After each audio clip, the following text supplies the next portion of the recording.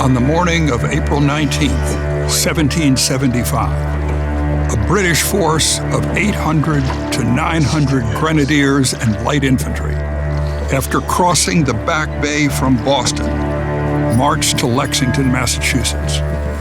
Their objective was to reach Concord and seize and destroy the arms and ammunitions that British General Thomas Gage had been informed were stored there by the colonists. On Lexington Green, the British force was confronted by about 60 or 70 colonial militia who blocked the way to Concord. One of the commanders of the British force ordered the militia to disperse, but they refused. In seconds, a shot was fired. From where, no one ever knew. Then the British troops opened fire, killing 7 of the militiamen and seriously wounding 9 others. Those were the opening shots of the American Revolution.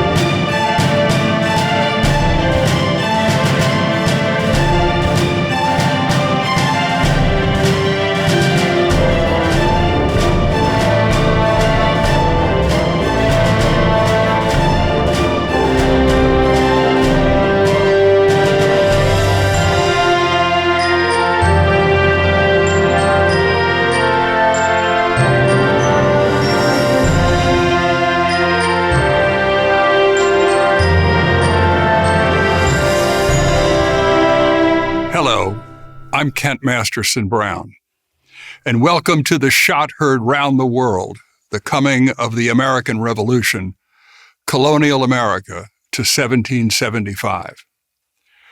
Why did the fighting erupt on Lexington Green in Massachusetts between a colonial militia force and the grenadiers and light infantry of Great Britain on the morning of April 19, 1775? And why was the event the beginning of a war between the American colonies and Great Britain? Think about it. The colonies were all settled by Englishmen under the authority of their king.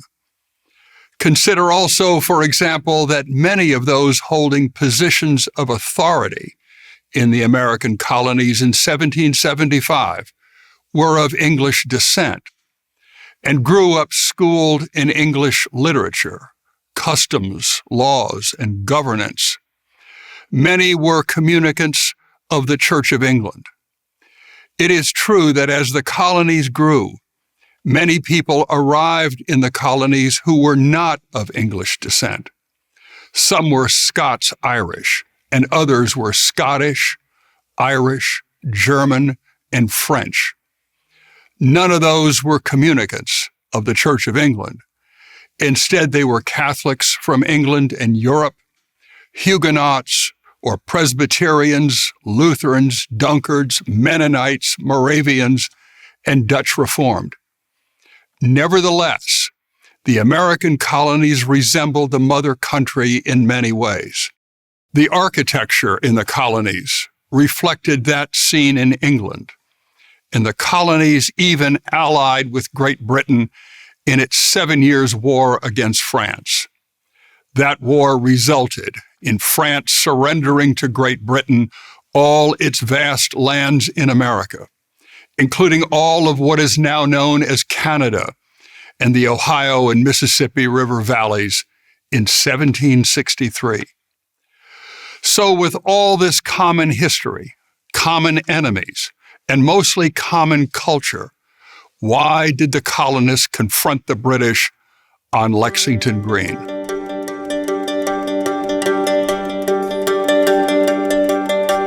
There were 13 colonies in America by 1754. The New England colonies consisted of Massachusetts Bay, Connecticut, Rhode Island, and New Hampshire, all established between 1620 and 1640. 4 middle colonies, New York, Delaware, Pennsylvania, and New Jersey. All were settled between 1613 and 1681. The southern colonies consisted of Virginia, Maryland, North Carolina, South Carolina, and Georgia, and were settled between 1607 and 1733. Virginia, settled in 1607, was the oldest colony in America. Georgia was the newest colony, its settlement dating to 1733. In all, a little more than 1.5 million people lived in the American colonies by 1754. In large measure, the English had settled the colonies. Some colonies were settled by English nobles who had been given royal charters to settle certain regions along the Atlantic coast. Other colonies were settled by proprietors of commercial enterprises, who or which were given a charter by the king, such as the charter of King Charles II shown here, given to 8 proprietors appointed by the king to settle what is now North and South Carolina in 1663. Some were royal colonies from the beginning, settled under direct orders from the king. The colony of New York, authorized by a charter given by King Charles II to his brother James, the Duke of York, was as feudal as the English shires. When James ascended to the throne as King James II, New York became a royal colony. All the colonies had governors, mostly appointed by the king, although in some colonies the governors were appointed by the proprietors. Most of the colonies had councils with whom the governors consulted, whose members were appointed by the king and in some colonies by the proprietors. Elected assemblies in many colonies began as advisory bodies. They became more and more legislative in nature by the mid-18th century.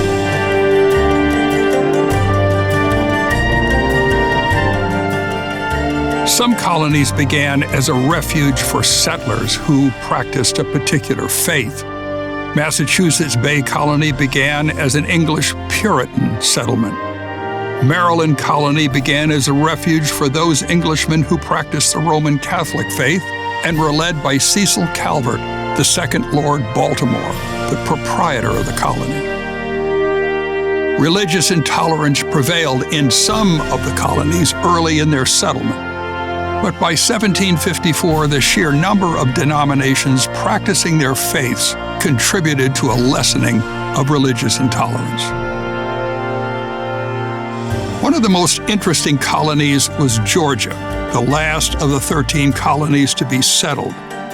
Founded along the Savannah River in 1732 by a soldier and member of Parliament, James E. Oglethorpe, and his trustees as a refuge for the worthy poor. Settlers were given limited land, 50 acres, as seen in this period illustration, and instructed by the trustees as to what to plant and how much.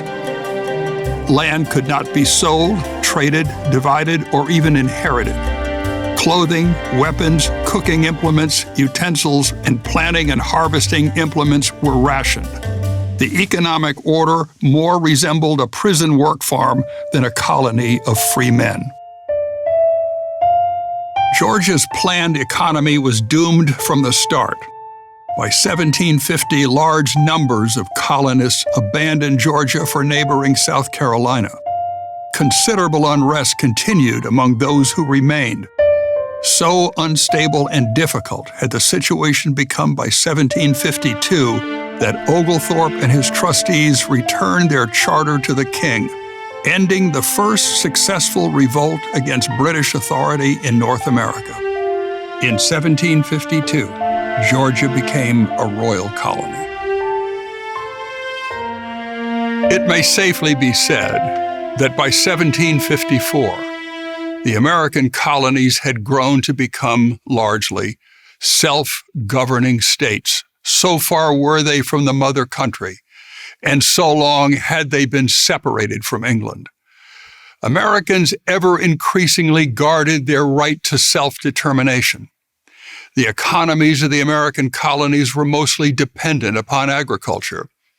In the southern and middle colonies, large landowners, using slave labor, grew vast acres of tobacco, a commodity for which there were enormous markets in England as well as Western Europe. As early as 1688, the colonies shipped to England alone 28 million pounds of tobacco. By 1754, colonial tobacco exports reached nearly 100 million pounds. Hemp was a major crop of the colonies from their earliest settlement. Hemp fibers were used to make rope and sails for use in the British Navy. Hemp was also valued for making clothing, carpets, and bedding. Likewise, vast stores of grain, wheat, rye, oats, and corn were raised in the colonies, as were livestock, horses, cattle, sheep, and hogs. Among the coastal regions of the South, planters raised rice, sugarcane, and indigo. In New England, farms were smaller subsistence operations. The people there increasingly depended upon manufacturing and shipping to earn a living. If an American colonist visited London, England in 1754, he would have seen Georgian architecture, named for the reigning King George II, that was not unlike what he observed along State Street in Boston, the Governor's Palace at Williamsburg, Virginia, the Governor's Palace at New Bern, North Carolina, named for the Royal Governor William Tryon, and the houses and government buildings of New York. But not all that he would have seen was pleasing to the eye. Apart from London's glorious architecture, where the dome of the magnificent St. Paul's Cathedral dominated the cityscape, tremendous poverty and filth existed. In stark contrast to the Englishmen living in the horrid conditions in the cities, the English gentry owned sprawling estates with magnificent mansions filled with gorgeous furnishings and portraits of aristocratic family members painted by Sir Joshua Reynolds, Thomas Gainsborough, and other well-known artists. The estates of the privileged class who dominated British government were built with wealth obtained by controlling Britain's means of manufacturing and shipping. The American colonist would have read books by English authors and likely shared with the Englishmen he met a deep dislike of France and its allies. As for nearly 100 years, England had been engaged in a struggle with France for control of the seas, trade, and the wealth distant lands offered. The American colonists would have applauded the likes of William Pitt, as well as Edmund Burke, for their defense of the rights of English commoners, as well as the rights of the people in the American colonies. He would have heard liberty and equality spoken in England as they were in the colonies. The American colonists came to understand that what happened in Great Britain and on the European continent had serious ramifications for the American colonies over 2,000 miles across the Atlantic Ocean. Although the American colonies were hardly unified by 1754, some unifying elements prevailed. Most colonists were of English descent. The political and governmental institutions of the colonies, from royal governors to councils and representative assemblies, and to the courts and the law they applied, were based upon those in England. If there was an official language spoken in all of the American colonies, it was English. In most of the colonies, the established churches were those of the Church of England, and they were supported by taxation. Yet there was no unifying government of the American colonies. The unifying elements that did exist among the colonies, however, were slowly being eroded by the non-English peoples who had been coming ashore in the colonies since the 17th century. By 1754, there were nearly 300,000 African-American slaves living in the American colonies, mostly in the middle and southern colonies. Many were brought to the shores of America from Africa and the West Indies by English slave traders. The most politically and socially significant people to settle in the American colonies were the Scots-Irish from Ulster in Northern Ireland. The Scots-Irish were neither wholly Scottish nor were they Irish. They were mostly Scottish and English people who had once lived along the border of England and Scotland, but they descended from the Church of England. They were Presbyterians. The Scots-Irish first settled in Ulster to escape famine and the seemingly endless wars along the Anglo-Scottish border. After Oliver Cromwell's death in 1658, Parliament, like King Charles I in the 1630s, tried to force the Scots-Irish into the established church by barring them from holding public office, whether in the military or in government.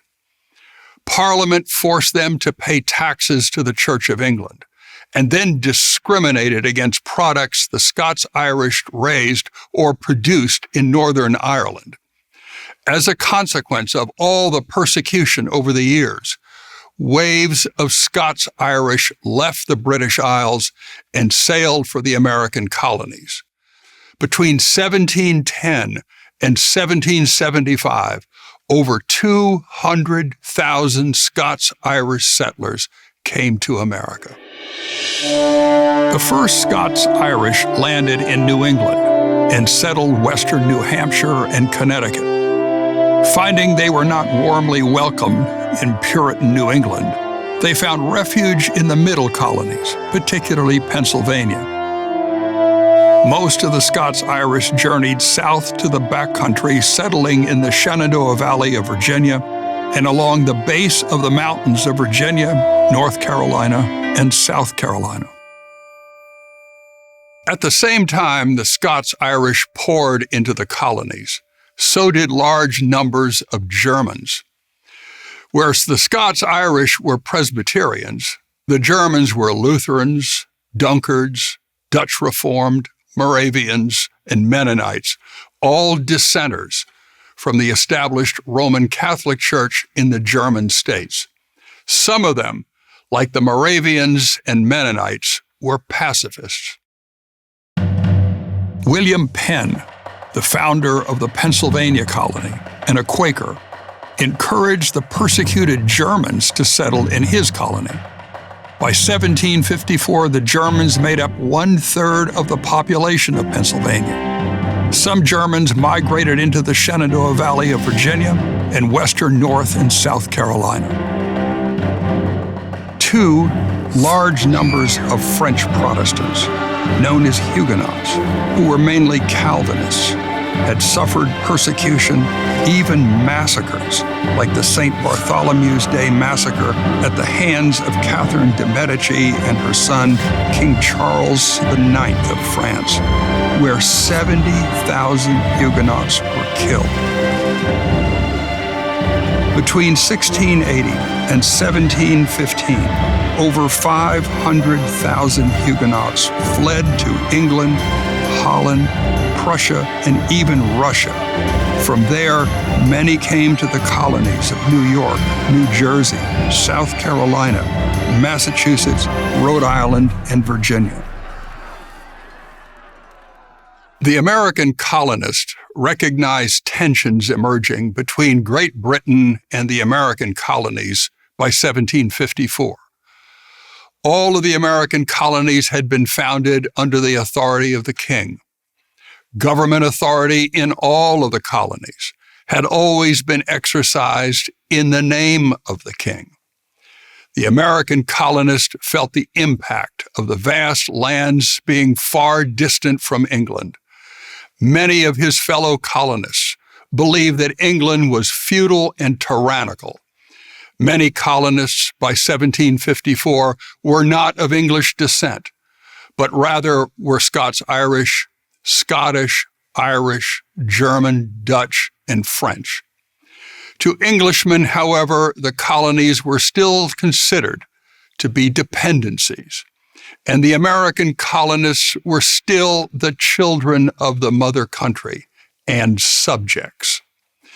Many American colonists reacted strongly to the arrogance and snobbery of British officials who administered the layers of bureaucracy, making it difficult, if not impossible, for colonists to engage profitably in business. Much of what was America in 1754 was controlled by Great Britain. All the colonies along and near the Atlantic coast were its possessions. France claimed all of what is known today as Canada, as well as much of the Ohio and Mississippi River valleys, where it constructed a chain of forts for defense and trading. French military forces and fortresses placed along the borders of the American colonies was unsettling to colonists living in the 13 colonies, particularly the colonists in Pennsylvania, Maryland, and Virginia.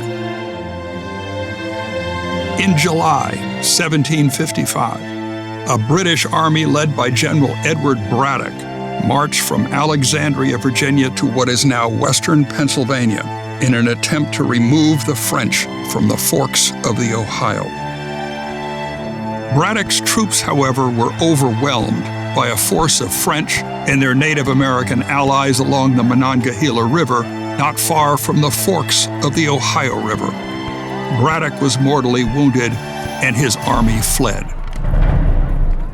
Less than a year after the defeat of Braddock's forces, Great Britain and its allies, including the kingdoms of Prussia, Portugal, and the Electorate of Brunswick-Lüneburg, went to war in 1756 against the Kingdom of France and its allies, the Austria-led Holy Roman Empire, the Russian Empire, the Kingdom of Spain, and the Swedish Empire, known as the 7 Years' War. It was fought across 5 continents, the world's first global war. In America, it became known as the French and Indian War. The year 1756, the first year of the war, was particularly discouraging for Great Britain. That year, King George II called upon William Pitt to oversee the prosecution of the war. A flamboyant and brilliant statesman known as the Great Commoner because of his long-time refusal to accept a royal title, Pitt was perfect for the assignment. Forming a political alliance with Sir Thomas Pelham Hollis, the Duke of Newcastle, Pitt chose to concentrate British military strength in America, while holding the French at bay on the seas and forcing them to concentrate their forces in Europe. In 1758, Britain scored stunning victories over France in North America.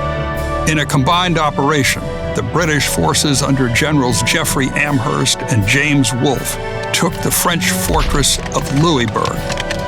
Then fell the French fort Frontenac at the site of present-day Kingston, Ontario. In September 1758, a British and colonial army under General John Forbes, accompanied by then Colonel George Washington, retraced Braddock's march to the Monongahela and attacked the French Fort Duquesne that had been erected at the forks of the Ohio River, but they were repulsed. When General Forbes' force returned in November, the Native American allies of the French deserted. The French then blew up their magazines and set fire to the fort as they recognized they were outnumbered. The British took control of the Ohio Valley. What was left of Fort Duquesne was rebuilt and renamed Fort Pitt in honor of William Pitt. On the site of Fort Pitt today is the city of Pittsburgh. A British and colonial army, commanded by General James Wolfe, then defeated the French on the Plains of Abraham at Quebec in September 1759. Wolfe, though, was mortally wounded in the engagement, as was the French commander, the Marquis de Montcalm. After the Battle of Quebec, British troops controlled Canada. Similarly, French control in the West Indies, Africa, and even India was broken, and its power in those far-flung lands destroyed in that same year. The British Navy even captured Manila and Havana from the French ally Spain. The year 1759 became known as the Year of Miracles. Church bells in London were rung every day as fresh victories were announced. In 1760, 22-year-old George III ascended to the throne of Great Britain. He was the grandson of King George II, who died that year at the age of 77. George III was well educated, but he was considered to be naive by those who knew him. He apparently lacked a mature understanding of human nature or any sophistication in the complexities of how to govern. Although the British were initially intoxicated with their success over France and its allies, they soon felt overwhelmed with concern. The defeated monarchs exhibited envy and anger toward England. The young king wanted peace, and to achieve that, he believed that William Pitt and his policies would have to be abandoned. Pitt tendered his resignation in 1761. George Grenville, Pitt's brother-in-law, was named Northern Secretary and First Lord of the Admiralty by Prime Minister Sir John Stuart, the Earl of Bute, in 1761. He was given authority to bring the conflict to a negotiated end. Ultimately, a treaty was signed in Paris, bringing the war to an official conclusion in 1763. In that treaty, France formally gave to Britain all of its territory in North America. In April 1763, Grenville was named Prime Minister after the Earl of Bute resigned.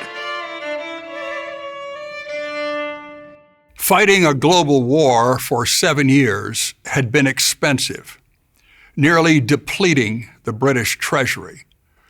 Great Britain was in debt to the tune of nearly 130 million pounds sterling, a staggering sum in 1763. Today, that would amount to well over 25 trillion pounds sterling. To prevent France and its allies from attempting to retake what had been lost, required Great Britain to maintain garrisons of regular troops in the territories it had conquered, as well as in its own colonies, an enormously expensive obligation. In America, Great Britain maintained permanent garrisons totaling 10,000 British regulars. Grenville believed that the American colonies benefited from the presence and protection of British troops, and accordingly, the colonies would have to contribute to the cost of maintaining the garrison. What Grenville and his fellow ministers failed to appreciate was that the American colonies contributed to the 7 Years' War by not only raising militias to fight alongside the British regulars, but also giving significant funds to the war effort. New York, Pennsylvania, Massachusetts, and Virginia financed some of the notable campaigns. The colonists believed that they had contributed their fair share. Nevertheless, the decision was made in London to cut expenses and enact revenue-raising measures upon the American colonists to help pay Great Britain's debts. Grenville was aware that colonists had steadily expanded settlements into the foothills of the Great Smoky Mountains of the Carolinas, the Appalachian Mountains of Virginia, the Allegheny Mountains of Pennsylvania, and the Green Mountains of present-day Vermont. Ever increasingly, settlers in those foothills sought to settle lands beyond the mountains. Grenville and his ministers knew that settlement beyond the mountains would likely lead to armed conflicts with the Native American tribes, and Britain had no money to finance them. Thus, King George III, by royal proclamation in 1763, barred any further settlements in the American colonies beyond a line drawn along the summits of the Green, Allegheny, Appalachian, and Great Smoky Mountains. The Proclamation Line roughly approximated the eastern continental divide, extending from Vermont and present-day New York all the way to Georgia. To placate the Native American tribes, the lands west of the Proclamation Line were considered an Indian reserve. The Proclamation of 1763 became unenforceable. Settlers like James Harrod, Daniel Boone, Simon Kenton, George Rogers Clark, and hosts of others would defy it. In the meantime, outrage spread among the colonists, who believed the lands west of the mountains properly belonged to the colonies and were subject only to local regulation. Prime Minister Grenville then reviewed the voluminous Acts of Trade and Navigation, searching for strategies to raise revenue. He convinced Parliament in 1764 to require the colonies to purchase Madeira wine only through British shippers in British ports. Heretofore, colonial shippers acquired Madeira from the Portuguese by bartering barrel staves and other goods for it. With the new act, colonial shippers were required to pay so much that the trade became impossible to sustain. Grenville then required other colonial exports to pass through British ports. One after another, colonial merchants were bankrupted.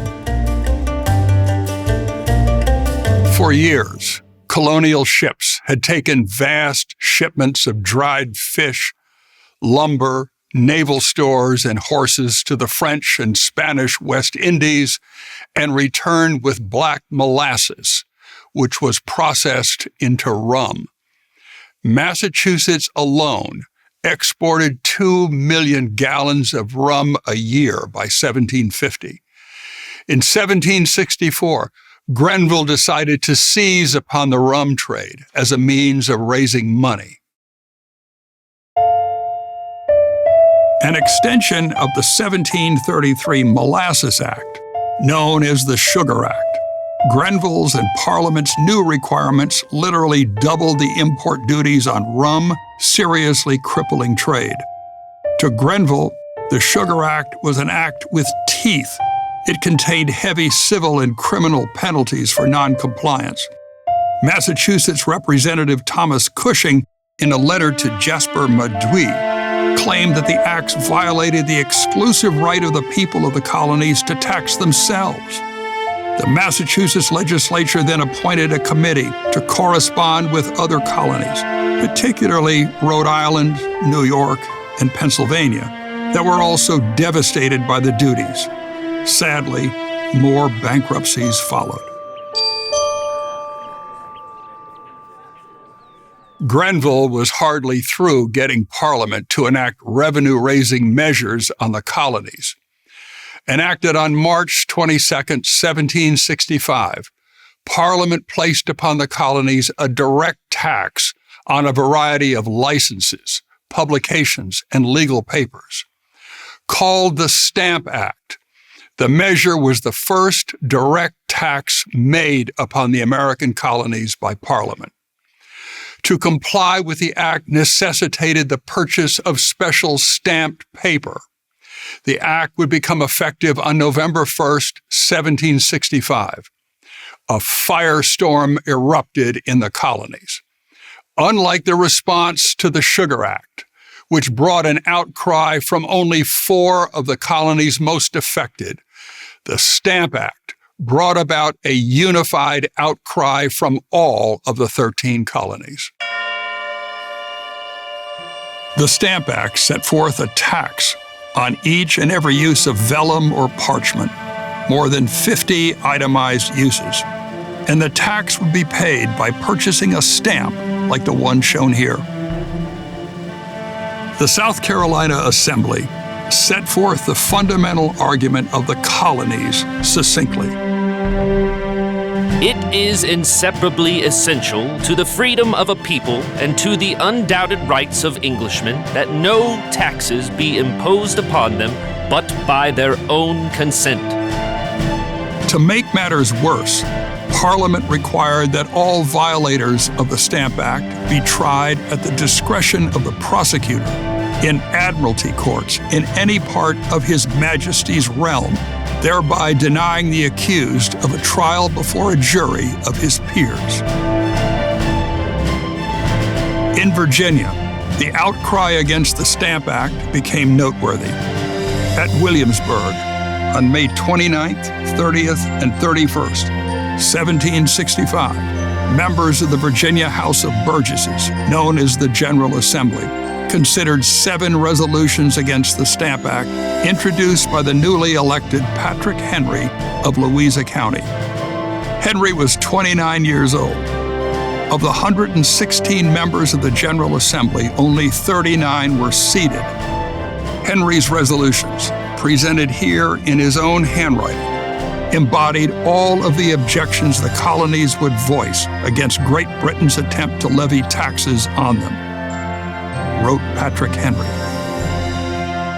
Resolved, that the first adventurers, settlers of His Majesty's colony and dominions of Virginia, brought with them and transmitted to their posterity, and all other of His Majesty's subjects, since inhabiting in this His Majesty's colony, all the privileges, franchises, and immunities that have at any time been held, enjoyed, and possessed by the people of Great Britain.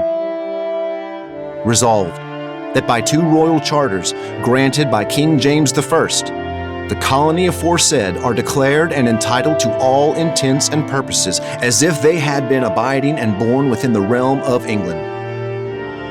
Resolved, that His Majesty's liege people of this His ancient colony have enjoyed the right of being thus governed by their own assembly in the article of taxes and internal police, and the same have never been forfeited or any other way yielded up, but have been constantly recognized by the King and people of Great Britain. Resolved, therefore, that the General Assembly of this colony, together with His Majesty or his substitute, have in their representative capacity the only exclusive right and power to lay taxes and imposts upon the inhabitants of this colony, and that every attempt to vest such power in any other person or persons whatever than the General Assembly aforesaid is illegal, unconstitutional, and unjust, and have a manifest tendency to destroy British as well as American liberty. And then Henry went farther. Resolved, that His Majesty's liege people, the inhabitants of this colony, are not bound to yield obedience to any law or ordinance whatever designed to impose any taxation whatsoever upon them other than the laws or ordinances of the General Assembly aforesaid. Resolved, that any person who shall, by speaking or writing, assert or maintain that any person or persons other than the General Assembly of this colony have any right or power to impose or levy taxation on the people here shall be deemed an enemy to His Majesty's colony.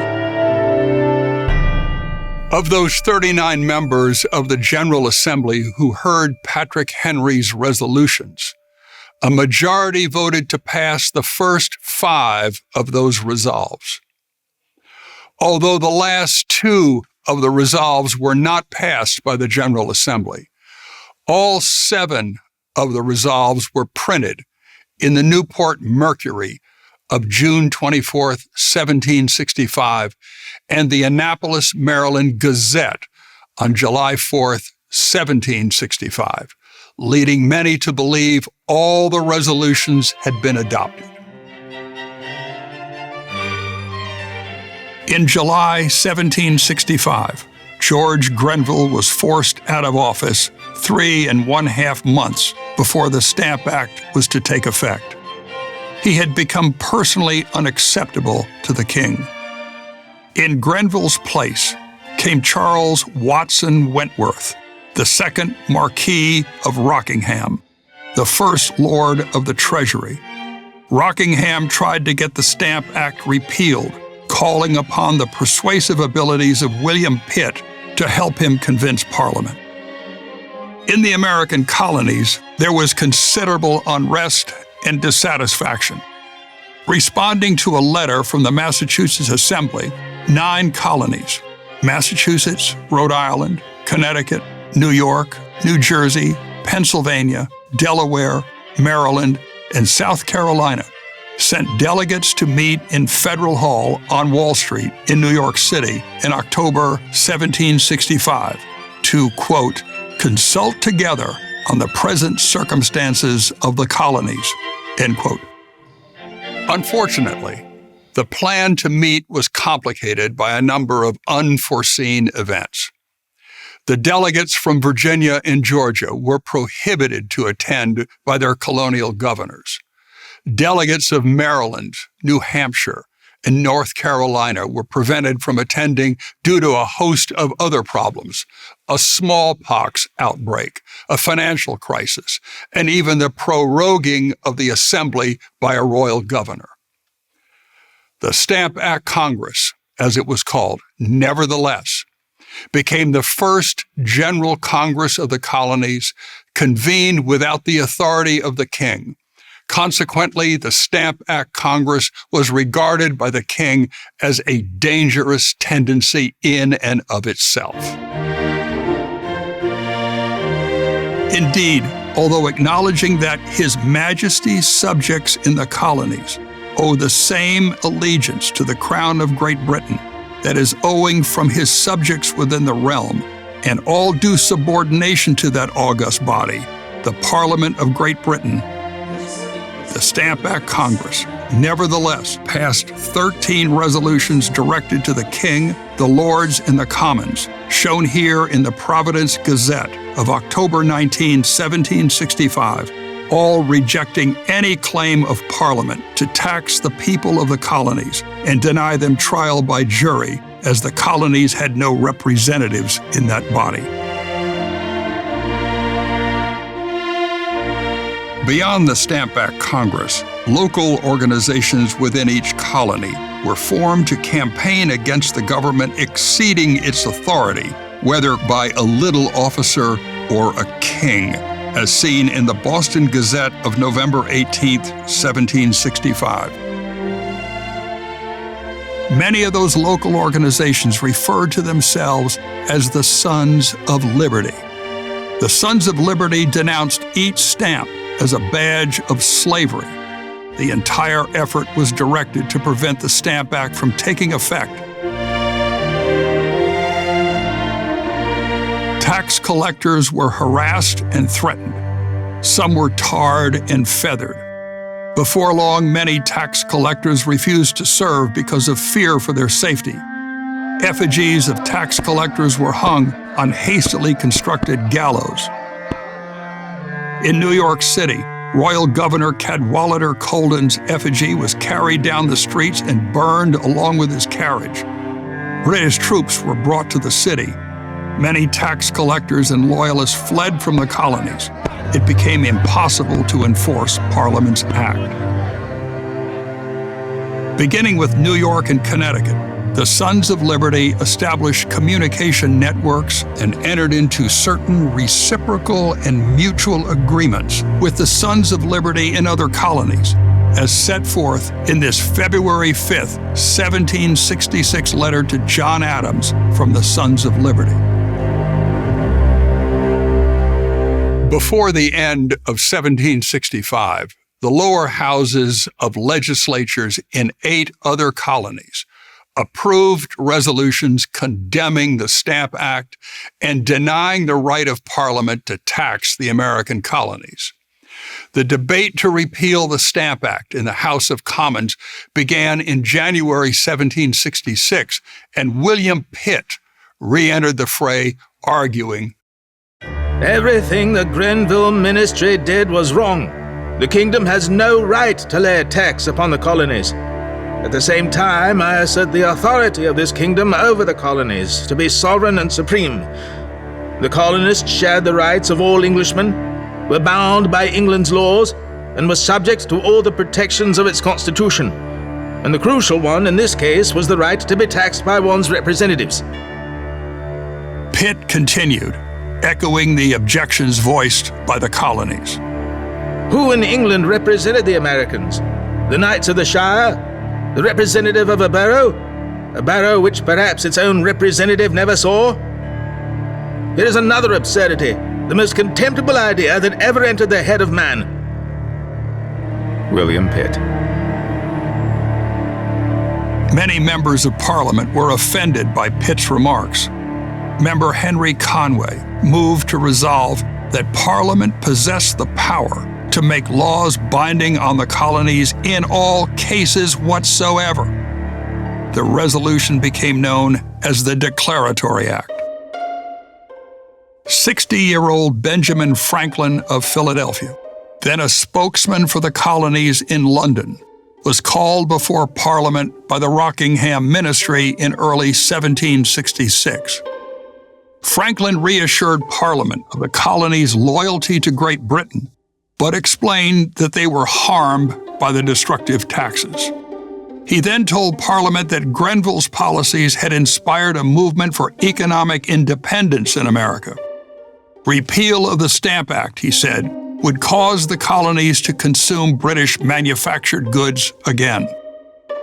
In response to Franklin's warnings and assurances, Parliament, in March 1766, passed a bill repealing the Stamp Act, but that same day also approved the Declaratory Act over Pitt's vigorous objections.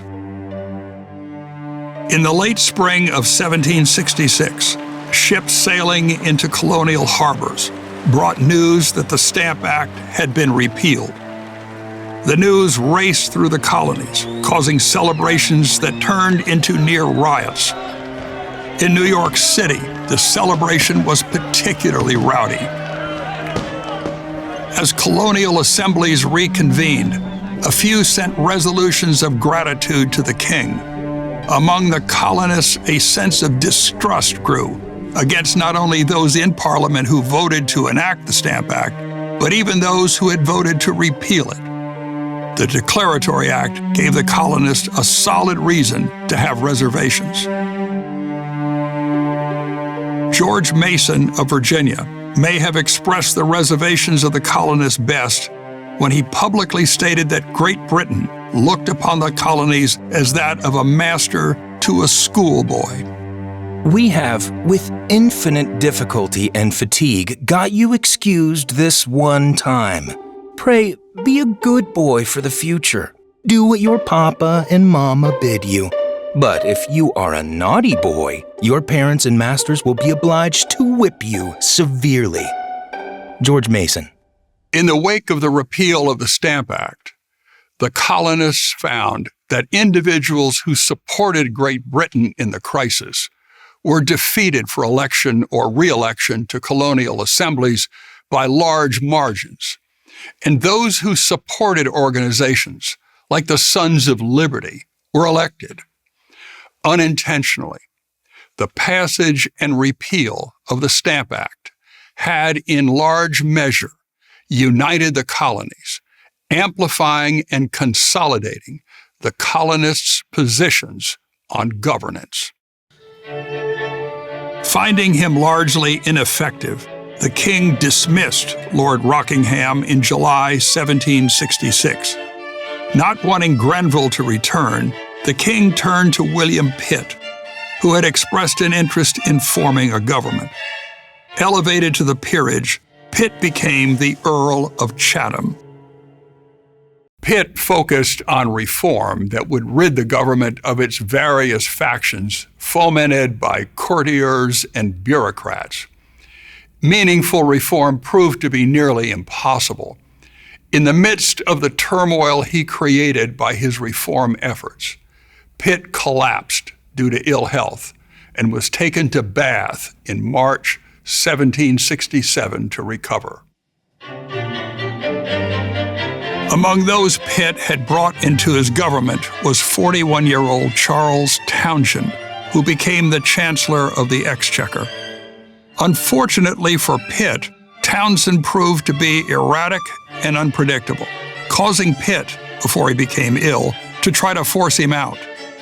Taking advantage of Pitt's absence during his convalescence at Bath, Townshend presented to Parliament an aggressive program to bring the American colonies to heel. He demanded that the Quartering Act of 1765 be vigorously enforced. That called for British troops to be quartered in the colonies using buildings and necessities provided and paid for by the colonies. Up to now, the New York Assembly had outright refused to comply with the Quartering Act, and Townshend demanded that the meetings of the New York Assembly be suspended until it did comply. Parliament enacted Townshend's demands in what was called the New York Restraining Act. Having refused to acknowledge the lesson that should have been learned from the colony's reaction to the Stamp Act, Townshend called for a Revenue Act that required that import duties be collected in the colonies on lead, glass, paper, paint, and tea, and the money raised be used to pay the royal officials the Crown would have to employ to live and work in the colonies in order to collect the revenues. To enforce the Revenue Act, customs officials were empowered to use writs of assistance to search private property without notice and without probable cause of wrongdoing. Finally, Townshend's enactment created an American Board of Customs Commissioners in the colonies, the new bureaucracy that he believed would be a significant force for the king in the colonies. All of Townshend's proposals were eagerly enacted by Parliament in 1767. As soon as the news of the enactments reached American ports, however, yet another firestorm erupted.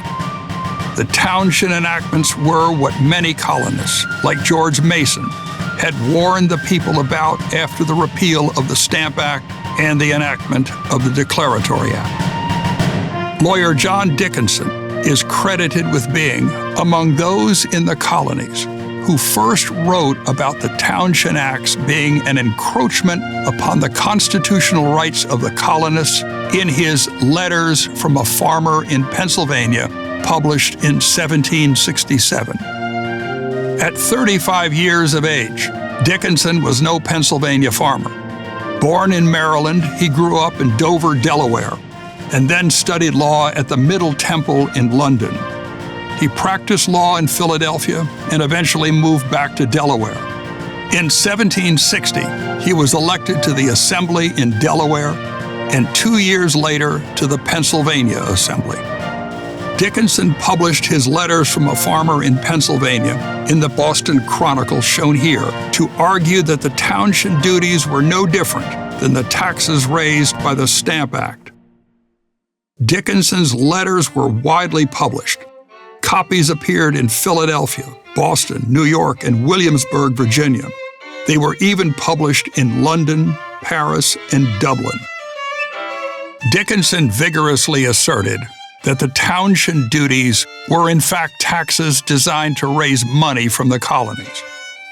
Although Parliament possessed the right to regulate commerce, Dickinson argued it had no right to levy duties for revenue. Wrote Dickinson, "This enactment I call an innovation, and a most dangerous innovation. What is the difference in substance and right whether the same sum is raised upon us by the rates mentioned in the Stamp Act, or the use of paper, or by these duties on the importation of it? It is nothing but the addition of a former book, with a new title page." Regarding New York being punished by the Townshend Acts for its refusal to abide by the Quartering Act, Dickinson asserted, "For it is evident that the method of compelling New York to obey the Quartering Act is totally indifferent. It is indeed probable that the sight of redcoats and the beating of drums would have been most alarming, because people are generally more influenced by their eyes and ears than by their reason. But whoever seriously considers the matter must perceive that a dreadful stroke is aimed at the liberty of these colonies. For the cause of one is the cause of all. Many colonists reacted strongly to Dickinson's letters, almost from the earliest publication of them. 2 assemblymen in Massachusetts were among the most notable. 43-year-old James Otis, Jr.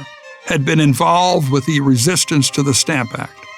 Even before then, Otis had become known for a nearly 5-hour oration against the English writs of assistance that permitted British authorities to enter any home with no advance notice, no probable cause, and for no reason. The 42-year-old son of a well-known lawyer, militia colonel, and political figure from Barnstable, Massachusetts, Otis was a Harvard College graduate, lawyer, and a member of the Provincial Assembly. He was the author of the 1764 treatise, The Rights of the British Colonies Asserted and Proved. Otis called upon the Massachusetts Assembly in mid-1768 to send a letter to all the colonies, asking them to unite in opposition to the Townshend Acts. Hearing how James Otis defended his writings, Dickinson sent him a poem supplied by Arthur Lee of Virginia that was published in the Boston Chronicle. Come join hands, brave Americans all, and rouse your bold hearts at fair liberty's call. No tyrannous act shall suppress your just claim or stain with dishonor America's name. In freedom we're born, and in freedom we'll live. Our purses are ready. Steady, friends, steady. Not as slaves, but as free men, our money will give. Otis was joined by Samuel Adams, a 46-year-old native of Boston whose father operated a malt house, a business that provided malt used to make beer. Adams was graduated from Harvard College in 1740. He had held some minor town offices. A member of the Sons of Liberty during the Stamp Act crisis, Adams took a leading role in the resistance to the Townshend Acts. In February 1768, the Massachusetts Assembly approved a circular letter written and introduced by Otis and Adams, calling upon the colonies to harmonize with each other. In the circular letter, Otis and Adams rejected the idea that the colonies could ever be represented in Parliament, although it was the supreme legislative body of the British Empire. Parliament, they argued, derived its authority from the Constitution that guaranteed all British subjects to be taxed only with their consent. As for the American Board of Customs Commissioners, Otis and Adams claimed it threatened colonial liberty, as it had the power to increase its offices and officials and consequently its authority and costs.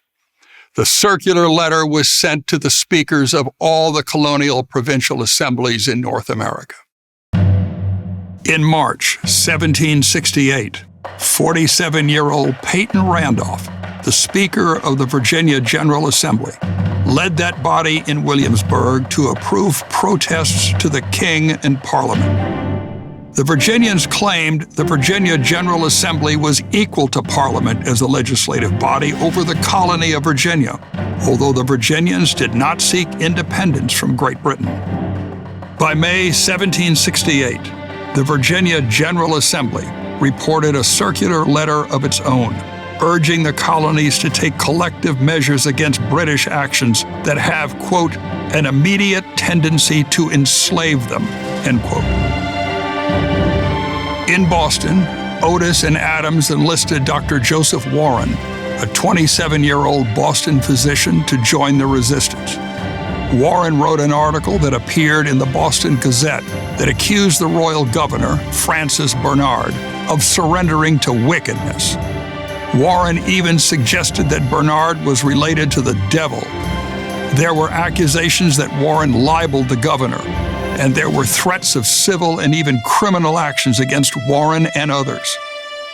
In the midst of the heated exchanges between the royal governor and Dr. Joseph Warren, the customs commissioners instructed the Attorney General of Massachusetts to file criminal charges against one of the wealthiest merchants in Boston, John Hancock, after he had 2 minor customs officials removed from below deck of his ship, Lydia. The Attorney General refused to file charges on account of the fact that Hancock had acted legally in removing the customs officials. The customs commissioners, nevertheless, appealed the matter to the Treasury Board in England. They based their appeal not on the fact that Hancock acted contrary to the law, but rather on the assertion that Hancock was one of the leaders of the disaffected in Boston. Indeed, he was. The hated customs commissioners then seized Hancock's ship, Liberty, based upon the false account of a minor customs official, and had the ship moved out into the harbor by the crew of the British 50-gun man-of-war HMS Romney. The royal governor, Francis Bernard, in response to the violence and mayhem, then dissolved the Massachusetts Assembly. The members reconvened in a nearby tavern. Shocked by the royal governor's act dissolving the legislature, and by the customs officials seizing Hancock's ships, the Boston Gazette ran a warning to the authorities, mostly penned by Samuel Adams, but bearing the name Determinatus as the author. I am no friend of riots, tumult, and unlawful assemblies. But when the people are oppressed, when their rights are infringed, when their property is invaded, when taskmasters are set over them, when unconstitutional acts are executed by a naval force before their eyes, and they are daily threatened with military troops, when their legislature is dissolved and what government is left is secret as a divan, when placemen and their underlings swarm about them and troops begin to make an insolent appearance, in such circumstances, the people will be discontented, and they are not to be blamed. Samuel Adams. The selectmen of Boston sent a circular letter to various towns in Massachusetts requesting that representatives be sent to a convention at Boston on September 22, 1768, to decide what measures should be adopted to obtain redress of grievances against Great Britain. Governor Bernard received word that British troops had been dispatched from Halifax to Boston. Word leaked out to the citizens of Boston that British troops were being sent to Boston, and the people became alarmed. It was no longer taxation without representation that was the problem. It was the outright subjugation of the people of the colonies by Great Britain. A convention of towns met in Boston on September 22, 1768. The delegates demanded that the royal governor allow the Massachusetts Assembly to meet again. Governor Bernard refused. The convention of towns ended on September 27th. 3 days later, October 1st, elements of the British 14th and 29th Regiments of Foot, 1,200 soldiers in all, disembarked from 14 naval vessels, some bearing 50 guns, and entered Boston by way of the 2,000-foot-long wharf, as seen in this rare engraving of the event by Paul Revere. By mid-afternoon, 2 companies of the 59th Regiment of Foot and an artillery detachment marched into Boston. In November, 2 more British commands, the 64th and the 65th Regiments of Foot, arrived in the city, increasing the number of British troops there to well over 2,000. By then, 1 man in 3 in Boston was a British soldier. Soldiers swarmed the town. Boston was an occupied city. In her 3-volume history of the American Revolution, published in 1805, Mercy Otis Warren a close friend and relative of some of the principal leaders of Massachusetts, wrote that, quote, "The American War may be dated from the hostile parade of October 1st, 1768, when several regiments here landed and marched, sword in hand, through the principal streets of their city that was then in profound peace," end quote. On August 1st, 1768, the Boston merchants agreed to stop all British imports beginning November 1st. It was the only leverage left to the colonies. Then, at the end of August, New York merchants, in solidarity with the merchants of Boston, agreed to stop British imports on November 1st. Thereafter, Philadelphia stopped British imports in March 1769. The Connecticut Assembly, after that, resolved to support non-importation. On the heels of the Connecticut Assembly's resolution, Virginia, Maryland, South Carolina, Georgia, and North Carolina followed suit.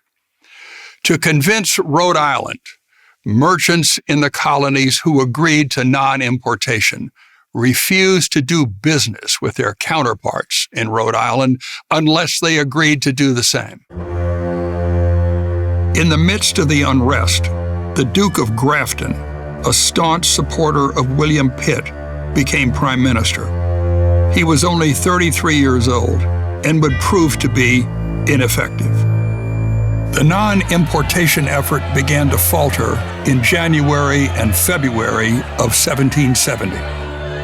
To discourage merchants from selling British goods, stores in Boston were vandalized by angry mobs. The agitation against the Townshend Acts soon gained a martyr. The Boston Gazette reported that an 11-year-old boy named Christopher Snyder was killed when a customs informer, Ebenezer Richardson, fired into a crowd of demonstrators. The Boston Gazette story, dated February 26, 1770, 4 days after the killing, stated that more than 500 schoolboys preceded Snyder's casket to the grave, followed by a crowd of mourners numbering nearly 2,000.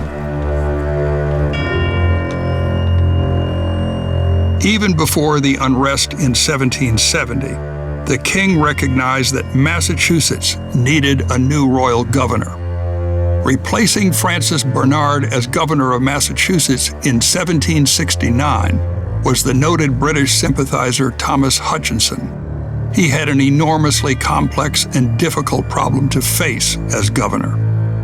Across the sea, Frederick North, the second Earl of Guilford, became Prime Minister of Great Britain in January 1770, replacing the Duke of Grafton, who resigned. Known as Lord North, the new Prime Minister directed his attention to the unrest in the American colonies. Clashes between angry civilians and British troops became more common in Boston. Then, on March 5, 1770, the same day Parliament rescinded the tax on 4 of the 5 commodities referenced in the Townshend Acts, a group of civilians harassed a sentry posted in front of the Customs House on State Street in Boston, shown here. The crowd began to grow, and a confrontation appeared inevitable. British Captain Thomas Preston led 7 soldiers from the 29th Regiment to reinforce the sentry. In spite of Preston's efforts, the crowd would not disperse. In the midst of all the noise and confusion, shots were fired. The troops opened fire. 3 civilians were killed. 2 were mortally wounded, as seen in this engraving of the event created and marketed by Paul Revere. One of those killed was the African-American Crispus Attucks, whose casket, initials, and name appear on a broadside produced by the Boston Gazette of March 12, 1770.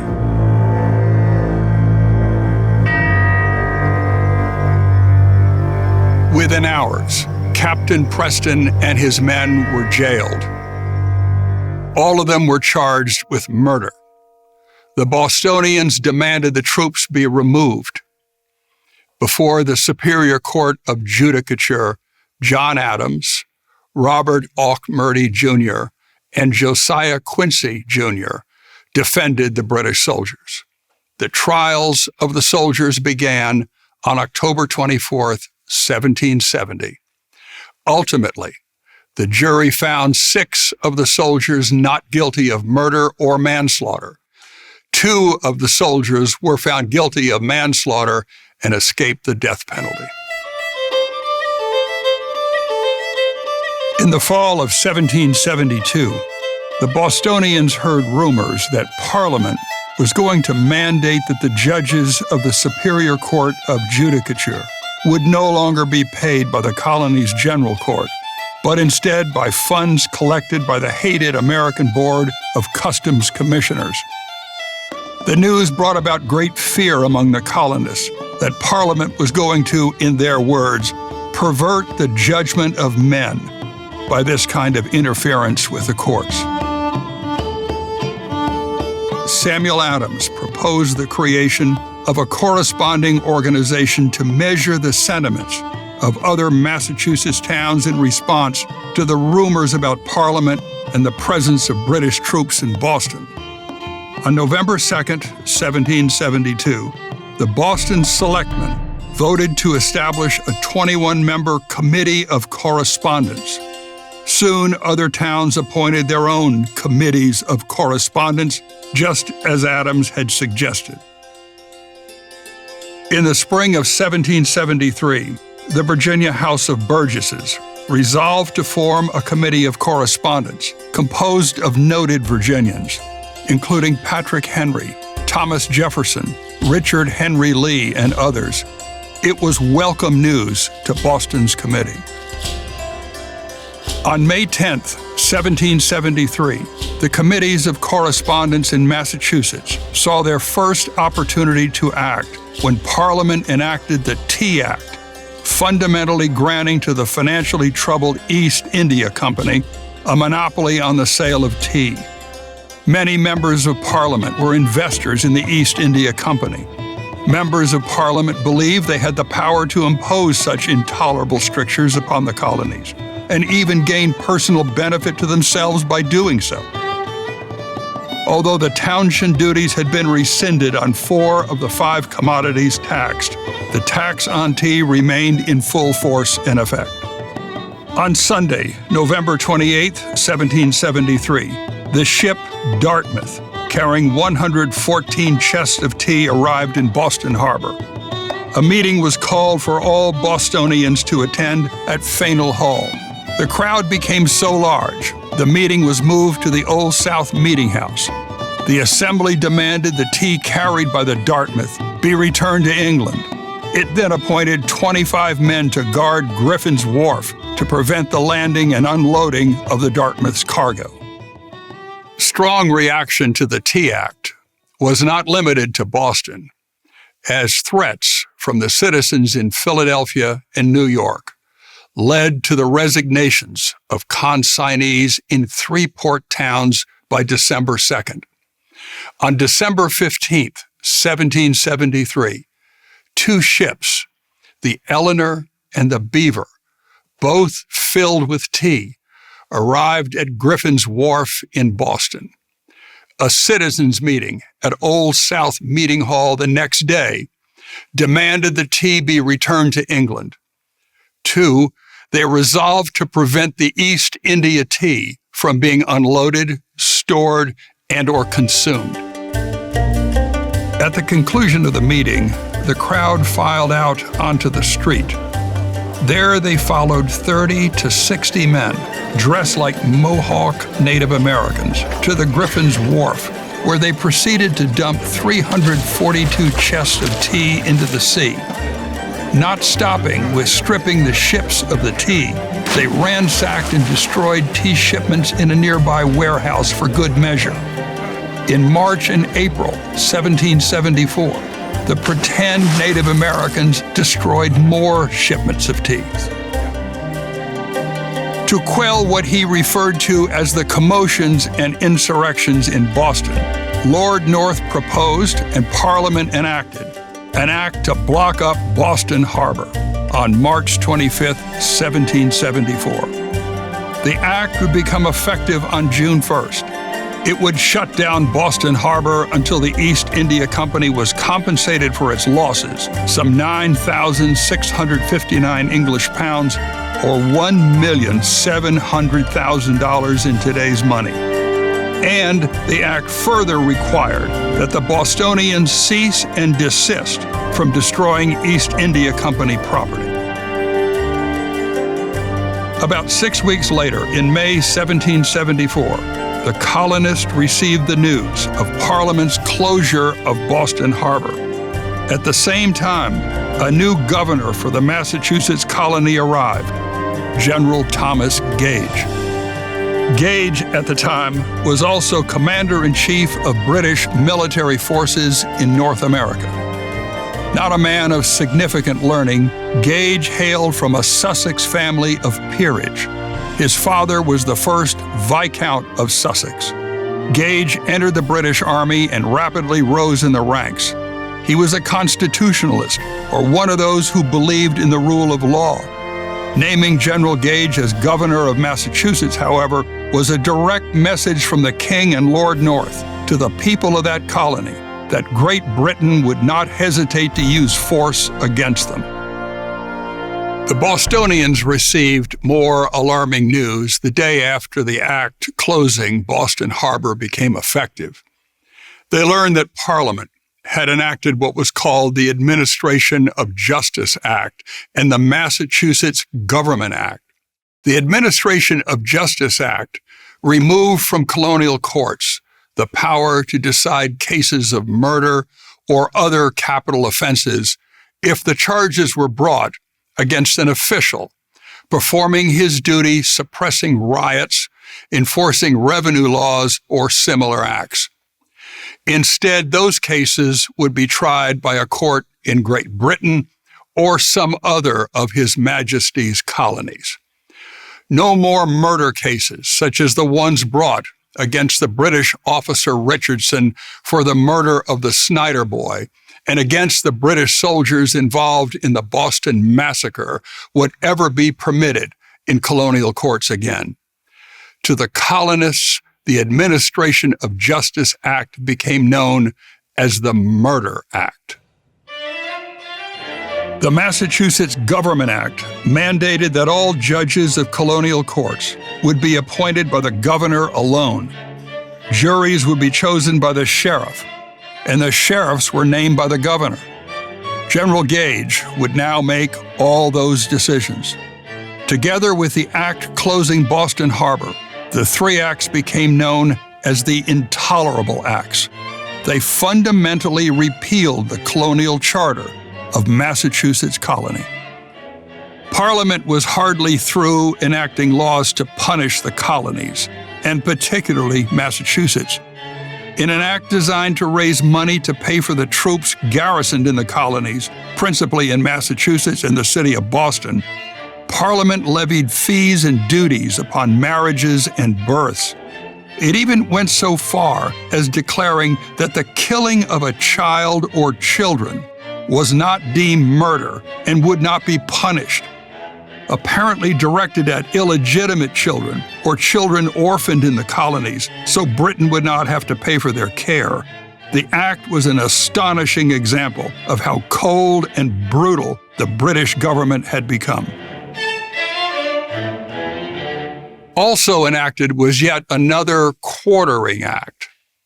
Now the colonies were forced to billet and quarter the officers and soldiers in barracks provided by the colonies. If the barracks were unavailable, the colonial officials were required to secure public houses, such as inns and taverns. If those were not available, the colonial officials were required to obtain so many uninhabited houses, outhouses, barns, or other buildings as shall be necessary. The colonial officials were also to provide the troops with candles, vinegar, beer or cider, and other stores. All these acts became known as the Coercive Acts. The response to Parliament's actions was swift and angry. A Boston Committee of Correspondence circulated a letter on June 8, 1774, calling upon the colonists to resist. The letter stated, "Gentlemen, the evils which we have long foreseen are now come upon this town and province." The letter claimed that the act closing Boston Harbor was replete with injustice and cruelty. Indeed, it was. The letter claimed, "Britain is acting to bring the whole American continent into the most humiliating bondage. The letter ended, To these, and even the least of these shameful impositions, we trust in God. Our countrymen never will submit." In September 1774, 56 delegates from 12 of the colonies met in Philadelphia to consider a unified response. Among the actions taken by local committees in the colonies were the resolves from Suffolk County, Massachusetts, of October 14, 1774. The Suffolk resolves were taken to Philadelphia by none other than Boston silversmith and engraver Paul Revere.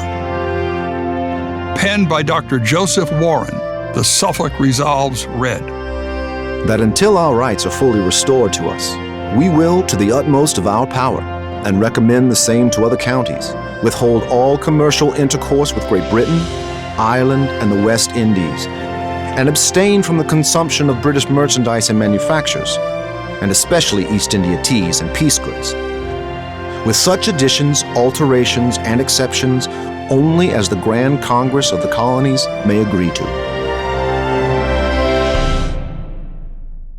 The suffering in Boston and its surrounding towns became acute. Food, clothes, and materials to make clothes and shoes were denied the people there by the closing of the harbor. Soon, other colonies began sending shipments of necessities overland to Boston. Still, few articles reached the people of Boston. Women and children especially suffered. Lack of clothing, food, and other necessities. In all the turmoil, women began to add their voices to the calls for liberty in the face of such injustice.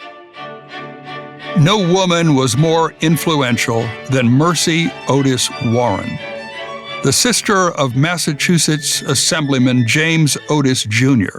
Mercy was well-educated and well-placed to advocate powerfully for natural rights.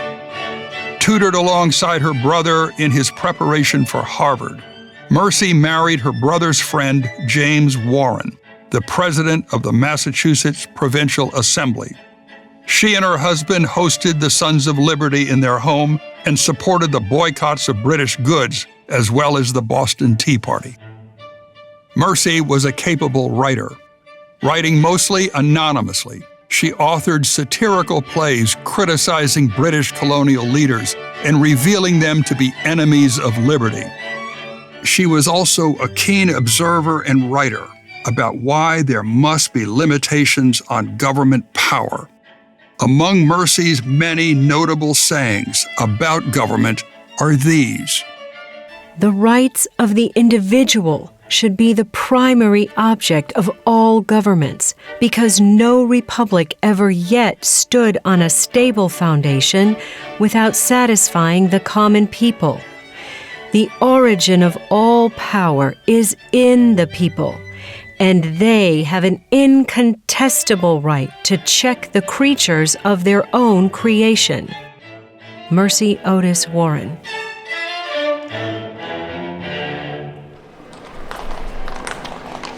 British troops had all but taken over Boston, a town of only 4 miles in circumference.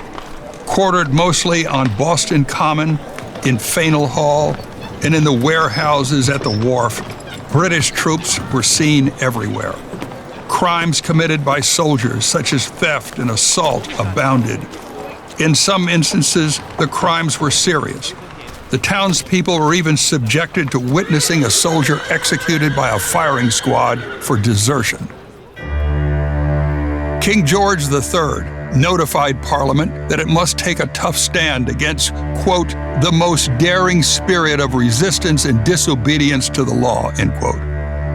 That was repeated by Lord North. General Gage, knowing the wishes of his king and prime minister, exerted his authority over every aspect of public life in Boston and throughout Massachusetts. Every meeting hall and courthouse was shut down to public gatherings. After all of Great Britain's punitive actions against the colonies, and particularly against Boston and Massachusetts, the other 12 colonies reassured the people of the Bay State of their support and solidarity. The most interesting message of support, however, came from the frontier of all places. After a victory by Virginia riflemen over principally the Shawnee tribe at Point Pleasant, now West Virginia, at the confluence of the Ohio and Kanawha rivers in October 1774, the only battle of what became known as Lord Dunmore's War, the Virginians concluded the conflict when the Shawnee chiefs signed the Treaty of Camp Charlotte near present-day Chillicothe, Ohio. The Virginians erected a fortified station at the confluence of the Ohio and Hocking rivers in present-day Ohio called Fort Gower. There, in early November 1774, they received word of the Intolerable Acts, the Coercive Acts, and the resolves of the First Continental Congress in Philadelphia that had met the month before. The Virginians determined to produce resolves of their own. On November 5th, 1774, the Virginians introduced their resolves by noting that they had lived about 3 months in the woods without hearing any intelligence from Boston or from the delegates of Philadelphia. What they did learn about Boston and the Congress in Philadelphia was alarming. In what they called the Fort Gower Resolves, the Virginians wrote, "We will bear the most faithful allegiance to His Majesty King George III, whilst His Majesty delights to reign over a brave and free people. That we will, at the expense of life and everything dear and valuable, exert ourselves in support of the honor of His crown and the dignity of the British Empire. But, as the love of liberty and attachment to the real interests and just rights of America outweigh every other consideration, we resolve that we will exert every power within us for the defense of American liberty and for the support of her just rights and privileges." Among those who signed the resolves were George Rogers Clark and Andrew Lewis, the commander of the Virginians at the Battle of Point Pleasant. A little more than 2 months later, on January 20th, 1775, a committee of 15 delegates in Fincastle County, Virginia, in the upper Shenandoah Valley, adopted resolutions of their own. Most of the delegates, like Colonels William Preston and William Campbell, were of Scots-Irish descent. They too expressed their allegiance to their lawful sovereign, but then resolved. Justice to us. The way they've treated us here on the backcountry. But if no public measure shall be proposed or adopted by Great Britain, and our enemies will attempt to dragoon us out of those inestimable privileges which we are entitled to as subjects, and to reduce us to a state of slavery, we declare that we are deliberately and resolutely determined never to surrender them to any power on earth, but at the expense of our lives. What the king and his ministers and the members of Parliament clearly did not comprehend was how much the colonists were willing to sacrifice for their liberties, and moreover, how widespread was that resolution. Even backwoods gatherings of frontiersmen masterfully articulated their sentiments about liberty and their willingness to give up their lives and property, if need be, to defend their liberty. The king and his ministers and Parliament were waking up a sleeping giant. One person who recognized the reality facing Great Britain by the actions of Parliament toward the colonies was William Pitt, the Earl of Chatham. As a member of the House of Lords, he proposed a formula for conciliation with the colonies, meeting some of their demands, but maintaining parliamentary authority. Here on the table in front of Pitt is a map of North America and a resolution to, among other things, withdraw British troops from Boston and restore the fundamental liberties of no taxation without consent, independent judges, and trial by jury. Sadly, Pitt was ignored by his peers.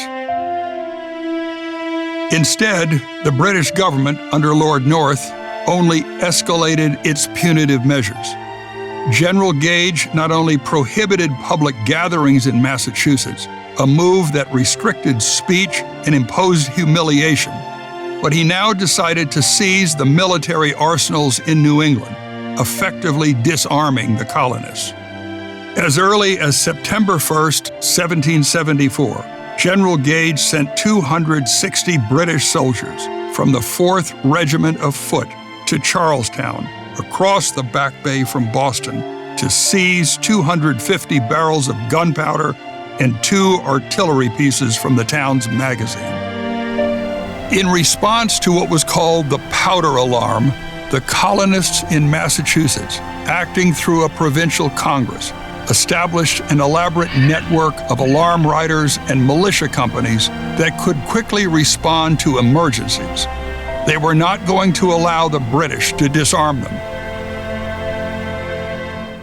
Gage, in turn, dispatched spies to Middlesex, Suffolk, and Worcester counties. In Middlesex County, the spies discovered stores of weapons and supplies in Concord. Lord Dartmouth, the British Secretary of State for the American Colonies, had urged General Gage, when he assumed the office of governor, to arrest the Whig leaders, confiscate the rebels' weapons, and invoke martial law. To satisfy Lord Dartmouth, Gage decided to seize the weapons at Concord. It is believed that someone within General Gage's circle, possibly his wife Margaret Kemble Gage, well connected to many of the great families of New York and a native of New Jersey, informed Dr. Joseph Warren of her husband's orders for troops to march to Concord. Gage's transmitted orders to Lieutenant Colonel Francis Smith of the 10th Regiment read as follows. Sir, having received intelligence that a quantity of ammunition and provision, together with artillery, tents, and small arms, having been collected at Concord for the avowed purpose of asserting a rebellion against His Majesty's government, you will march with a corps of grenadiers and light infantry put under your command with the utmost expedition and secrecy to Concord, where you will seize and destroy all the artillery and ammunition, provisions, tents, small arms, and other military stores you can find.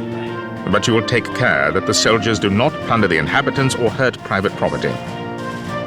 General Thomas Gage. On the night of April 18th, 1775, 8 companies of British Grenadiers and 8 companies of the light infantry from the 4th, 10th, 18th, 38th, 43rd, 52nd, and 59th Regiments of Foot, 800 to 900 soldiers in all, commanded by Lieutenant Colonel Smith, gathered along Boston's Back Bay. Commanding the 5th Regiment and assigned to command a brigade consisting of the 23rd and 47th Regiments of Foot and 10 companies of Royal Marines that would depart Boston later in the morning, was 33-year-old Lord Hugh Percy, the eldest son of the Duke of Northumberland. Beginning at midnight, Smith's troops were ferried across the Back Bay to Cambridge. The colonists' own scouts brought back news of the movement of British troops. Late at night, on April 18th, 2 men, Robert Newman and John Pulling, after conferring with none other than Paul Revere, climbed up the 54 steps of the steeple of the Old North Church in Boston. There, they hung 2 lanterns out of the steeple window, a signal to the alarm riders waiting to alert the militias and townspeople. Selected to be one of the principal alarm riders by Dr. Joseph Warren was 40-year-old Paul Revere.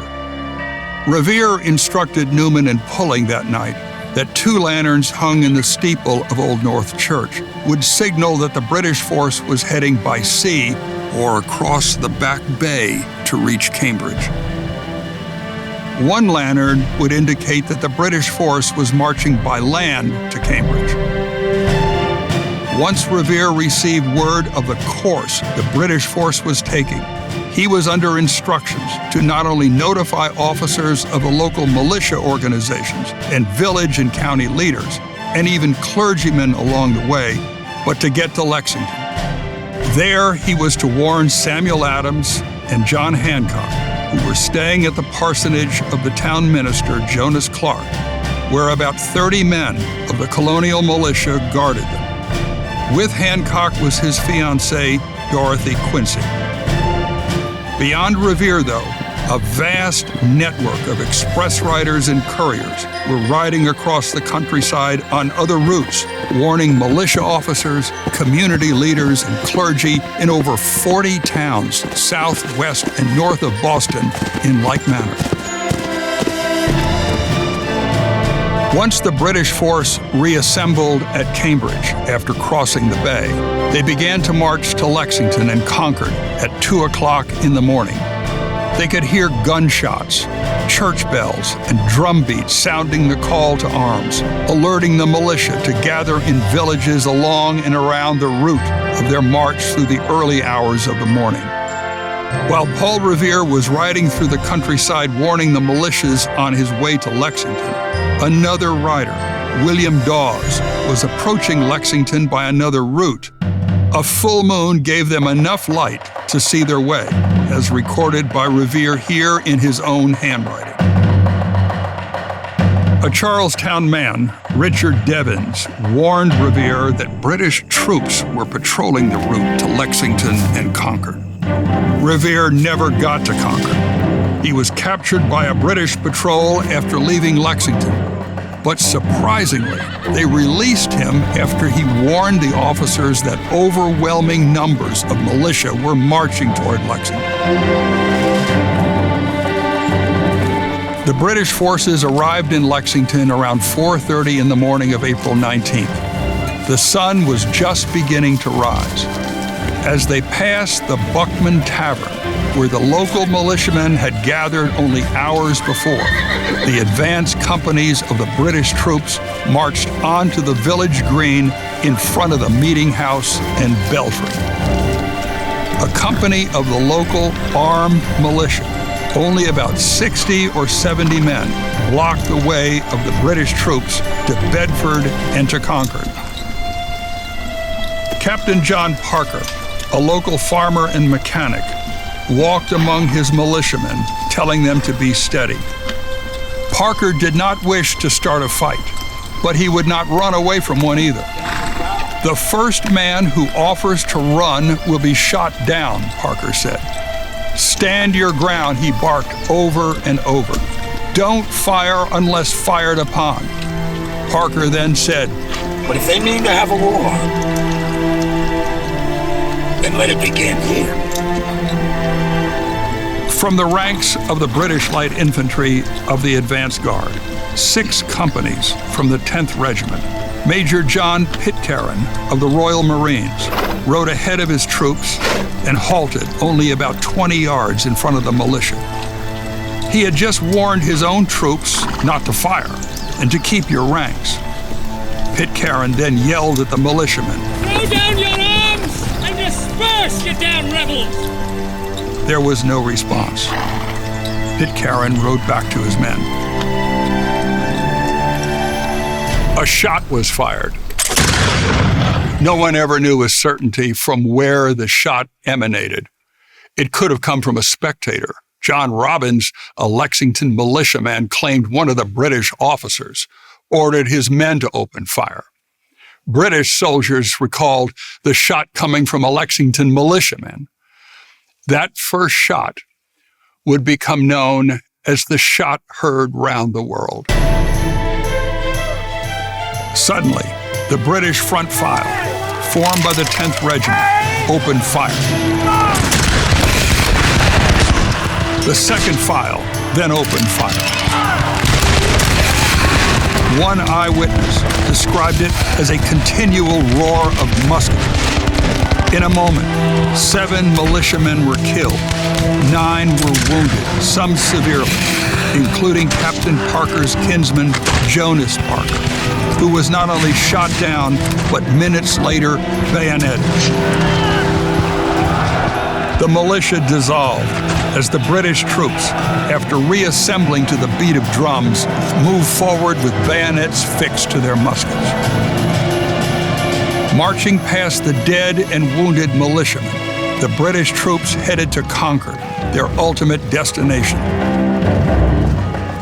Arriving around 7 o'clock in the morning, as portrayed in Amos Doolittle's illustration of the event. All along the way, they heard church bells and drum rolls as militias across the countryside were responding to the emergency. When the British troops reached the North Bridge over the Concord River, they were met by an overwhelming force of militiamen blocking their way. Like at Lexington, neither of the commanders of the British force nor the militia wanted to start a fight, but they also would not stand down. British Captain Walter Loring, in command of companies from the 4th, 10th, and his own 43rd Regiments of Foot, realized he did not have enough men to force a crossing of the narrow bridge with such an enormous force of armed militia on the other side. Then, against Captain Lorry's orders, some of his own men opened fire, killing 2 militiamen and wounding several others, according to Colonel James Barrett of the Colonial Militia. The militia forces fired back to a chorus of fire, fire, fire. 9 British soldiers fell. Lorry's force was trapped. His ranks quickly fell apart, and the men ran back toward Concord.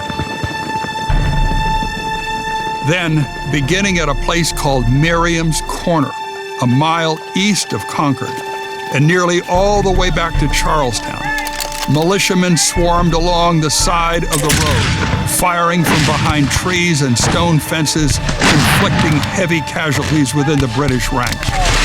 Although Lord Percy's Reserve Brigade finally appeared to offer some help, the heavy gunfire from the Colonial militiamen was too much, as seen in this engraving of the event by Amos Doolittle. It was a bloodbath. As heavy rain began to fall, the British force was ferried across the Back Bay to Boston by vessels of the Royal Navy. It had been a bloody, shocking day. Nearly 3,800 Americans were engaged by day's end. Of that number, 49 were killed, 41 were wounded, and 5 were missing. Out of the 1,800 British officers and men, 19 officers and 250 men were killed and wounded.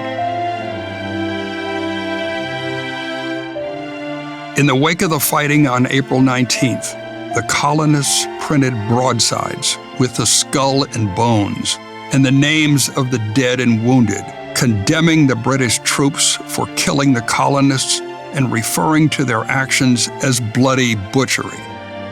Among the wounded in Lexington was the African-American Prince Estabrook. The whole affair became a humiliating military and public relations defeat for General Gage. He, like his government, had underestimated the will and resolve of the colonists and their belief in the cause of liberty.